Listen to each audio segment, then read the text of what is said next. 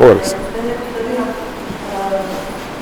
Левица вчера најави дека поради законот за државјанство што го предлага владата сега господин Наменце, ќе ги блокира сите закони што ќе ги предложи парламентарното мнозинство и владата. Вие како мнозинство имате и најголема одговорност да биде собранието во функција. Што ќе преземете? Добро, не е само законот за државјанство кој што опозицијата, овде мислам и на Левица, но и на ВМРО-ДПМН, се обидуваат да блокираат или во одредени ситуации брутално ги блокираат законските решенија. Станува збор за политичка партија која што има своји представници, двајца, во рамки на парламентот, кои што ако добро направиме анализа ќе видиме дека ги нема на работа во најголем дел од времето.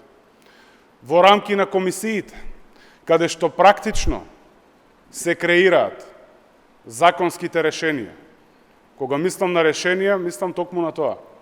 Го имаат целосното, демократско, деловничко право како пратеници да подобруваат одредени текстови на закони.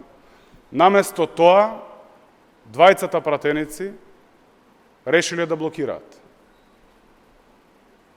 Тие заедно со ВМРО-ДПМН блокираат се. Тоа ми приличи на политичари од некои поранешни векови, не на модерни политичари. Тоа е слика и пример како не треба модерниот македонски политичар да изгледа.